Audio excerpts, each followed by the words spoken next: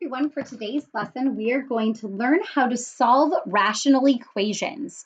The first part of solving irrational equations, which is going to be proportions, which is something that you guys learned when you were in Algebra 1 and then extended further when you were in geometry. But before we get started, I would like you guys to please go ahead and analyze the following student work. The following student work is incorrect. Please describe the error and correctly simplify the expression. So you do not need to copy this work onto your paper, but what I would like you guys to do is look at it. What error do you notice? What did this person do that's incorrect? Why is the answer not 9? Write down what you see, write down what you think the error is, and then we will go from there.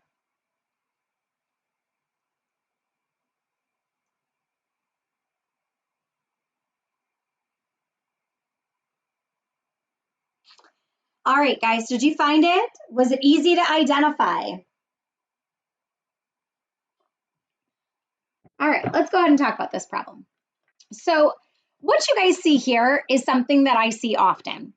Kids will get the LCD correct because we did a lot of practice with it. They'll say, yeah, I would say that that's 25 times x plus 1 because you're looking at 5 and 25. And between 5 and 25, 25 is the LCD. And we need to have x plus 1 represented, so that's correct. Yes, this person did multiply the top and the bottom by that LCD. And yes, it is 25 times x over 5, so 25 divided by 5 is 5. And we would end up with 5 times x, because the x is in the numerator, times x plus 1, so that's correct. And then we are going to multiply to the second fraction, and the x plus 1s will go away, and 4 times 25 is 100, so that's correct. Down here, we would anticipate that the 25s would cancel, leaving us with x times x plus 1, so that's correct. And then we would anticipate that the x plus 1s would go away, leaving us with 1 times 25, which is 25. So far, this is correct. But then what you guys see here in red, that's incorrect. And that's because you can't just cancel. Yeah, in this section of the numerator, you're right. And the denominator, the main operation is multiplication. And if we were just working with that piece, what's going on here is perfectly acceptable. It is the number 5. Same thing with over here. If this piece was simply 100 over 25, yeah, that's right, it would be 4. But these plus signs and minus signs indicate that the main operation in the numerator and the denominator is not multiplication. It's addition and subtraction. So therefore, you can't cancel at this step, and a lot of kids want to. And so that's one of the primary reasons why this is an example of something that you don't do. And I always want you to anticipate, when am I allowed to cancel? What am I allowed to cancel? And it's when the main operation in both the numerator and the denominator is multiplication. So I'm going to continue this problem from this step. And what you guys should have written down in terms of correcting the answer is you should have 5x squared plus 5x plus 100. This is all over x squared plus x minus 25.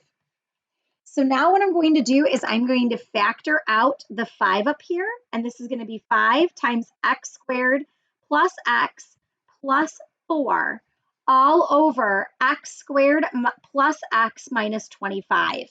There isn't anything to factor. X squared plus x plus 4 and x squared plus x minus 25 are not factorable.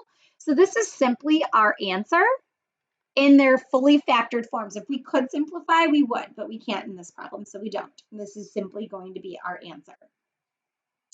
And so I guess in the description, what I want you guys to say is I want you to be able to say that this person canceled incorrectly because they saw things that were factors that were the same on the top and the bottom, but the main operation in both the numerator and the denominator was not multiplication, so you can't simplify.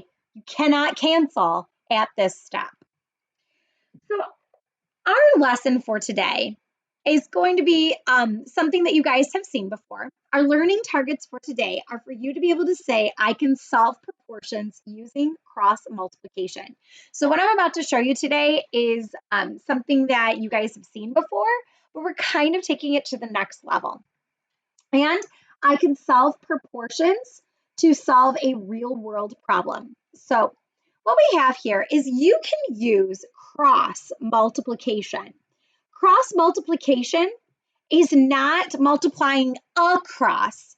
Cross multiplication is where you have a proportion, like A over B is equal to C over D, equals. You have two fractions that are equal to each other, and you multiply in an X formation, making this A times D is equal to C times B. So you can use cross multiplication to solve a rational equation when each side of the equation is a single rational expression. A single fraction equals a single fraction. Now, for all of these problems, we're going to solve, but always check our rational equations for extraneous solutions. Now, because we are dealing with fractions, any variable or value of x that could make our denominator equal to 0, that's going to be an extraneous solution. So we always have to check and see if you end up with the denominator equaling 0 after you do the check step. So if you end up with a denominator equals 0 after you do a check step, then that means that that problem has no solution, or that value is not a solution and considered an extraneous solution, because we do not want to have our denominators equaling 0, because then we would have an undefined fraction. Let's go ahead and look at example number 1. In example number 1, what we want to do, if I can make this not blurry, let's try that again.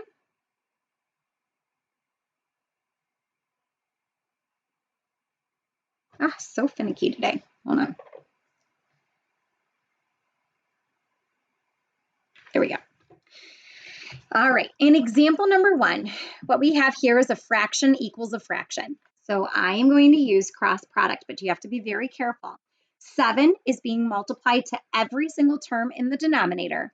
11 is being multiplied by every single term in the denominator. So I'm going to write this out as 7 times 2x minus 10 is equal to 11 times x minus 2. I'm going to use parentheses. And now I'm going to distribute that 7 to make this 14x minus 70 is equal to 11x minus 22. I need to bring all of my x's to one side, so I'm going to subtract 11x on one side, and I'm going to bring all of my constants to the other side by adding 70 to both sides. I like to do more than one step in one step. What happens is the 70s cancel away and the 11x's cancel away, leaving us with 3x is equal to negative 22 plus 70 is equal to 48. Dividing both sides by 3, we find that x is equal to 16. And now we need to check our answer. So we always check every single answer, because once in a while you end up with one that doesn't work. So I'm going to always write down the original problem. Always write down the original problem. I will be looking for that. Did you check using the original problem? I'm going to write 7 over 16 minus 2. Is that equal to 11 over 2 times 16 minus 10? Is 7 over 14 equal to 11 over 32 minus 10 is 22? Yeah, I would say that 1/2 equals 1/2. So yes, we can say that x equals 16 is a solution. So in terms of a check step, you always want to at least show the substitution into the original problem, and then at least one line of simplifying. So that I've just 2 steps of work, the original and then a reasonable response. As we get later on into other units, the check stops are going to require a lot more to them, but this one's not going to be that bad. I'm going to go ahead and show you guys example number 2. In example number 2, so we have a solo question and a solo question, and I want you guys to complete those solo questions before the next time that I see you. but this one's a little bit different. What we're going to do is we're going to show cross product, just like before. And I'm going to make sure that every term in the numerator is being multiplied by every term in the denominator. So I have x times 2x minus 5 is equal to x minus 2 times 3x minus 6. From here, I'm going to distribute. So I end up with 2x squared minus 5x is equal to, this is going to be 3x squared minus 6x minus 6x plus 12. Simplifying further, I have 2x squared minus 5x is equal to 3x squared minus 12x plus 12. At this step, this is a quadratic equation, and all quadratic equations have to equal 0. That is how we solve quadratic equations. So I am going to bring the 2x squared to the other side, and that's in anticipation of having a positive leading coefficient, and I'm going to add 5x to both sides. By doing that, we're going to end up with this quadratic equation equaling 0, and I have x squared minus 7x plus 12. I'm now going to factor this quadratic equation by splitting apart the x squared into an x and an x and asking myself what two numbers multiply to equal 12 and together add to equal -7. That's a -4 and a -3. So now I'm going to end up with x equals 4 or x equals 3 as my solutions, and I now need to plug both of these values back into the original function. So some people might say, Miss Olivero, from the very beginning, I could have simplified for this problem. And the answer is yes, you can, but you have to be really careful because sometimes you might miss out by simplifying too much on the possible solutions. So you want to be really, really careful. So now we need to check both solutions. And I'm going to put in 4 over 4 minus 2. Is this equal to 3 times 4 minus 6 over 2 times 4 minus 5? So this is 4 over 2. Is this equal to, this is 12 minus 6, which is 6. 8 minus 3, which is 3. Is 2 equal to 2? Yes, it is. Next, I'm going to check x equals 3. 3 over 3 minus 2. Is this equal to 3 times 3 minus 6 over 2 times 3 minus 5? So this is 3 over 1. Is that equal to 9 minus 6, which is 3, over 6 minus 1, which is 1? 3 over 1 is equal to 3. So in this case, we did end up with all of our solutions working. But even though all of our solutions work right here, you still have to make sure you check because once in a while, you'll end up with one that does not work. The story problem, we are going to do that next time I see you in class as well. So we're going to leave that right there. And that is the end of today's lesson. If you guys have any questions over anything that I showed you with respect to proportions, please feel free to email me. Otherwise, I hope you have a wonderful day.